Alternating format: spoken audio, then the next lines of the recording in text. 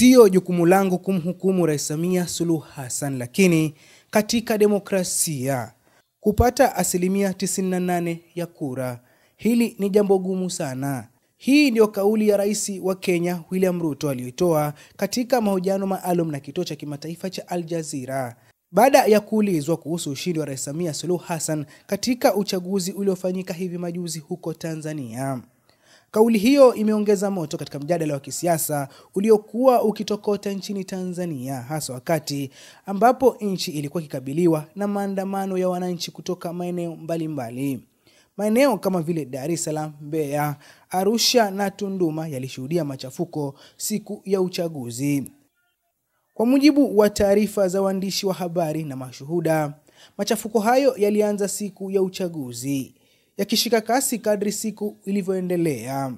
Wananchi walijitokeza kwa wingi mitaani wakidai marekebisho ya sheria za uchaguzi, wakisisitiza kuwa mfumo ulioko sasa unahitaji marekebisho ili kuhakikisha uwazi na ushirikishwaji wa wananchi. Pamoja na hilo, waandamanaji walinukuliwa wakitaka katiba mpya, wakisema katiba sasa haitoi misingi imara ya demokrasia na ulinzi wa haki za msingi. Katika maeneo kadhaa, maandamano yaligeuka kuwa machafuko, huku vikosi vya usalama vikianza kutumia nguvu. Idadi ya vifo zaidi ya 1000 imeripotiwa kutokana na machafuko hayo. Mitandao ya kijamii ilijaa video na picha zikionyesha hali ya taharuki, huku wito wa wananchi kwa serikali kushughulikia madai yao ukizidi kushika kasi. Mashirika ya kutetea haki za binadamu yalitoa matamko yakitaka upande wa serikali kusikiliza sauti za wananchi na kuanzisha mchakato wa majadiliano kuhusu mabadiliko ya kisheria na kikatiba. Wakati mjadala huo ukiendelea, kauli ya Rais William Ruto kupitia mahojiano na Al Jazeera imeonekana kama msimamo wa wazi kutoka kwa kiongozi wa ukanda huu, ikisisitiza umuhimu wa demokrasia yenye ushindani halisi na uwazi.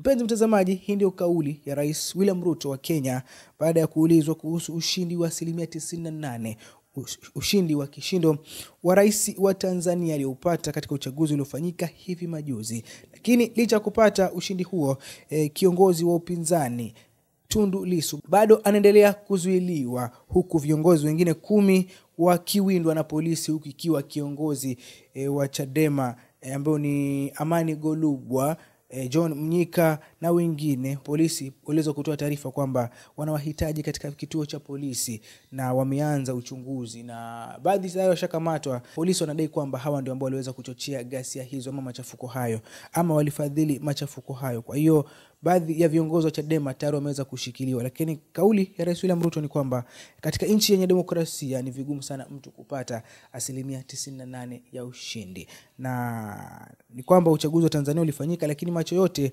yalikuwa yameelekezwa kule kutokana na machafuko ambayo yalitokea, huku baadhi ya wanaharakati wakidai kwamba vifo zaidi ya 3000, watu 3000 waliweza kufariki baada ya kuuliwa na polisi.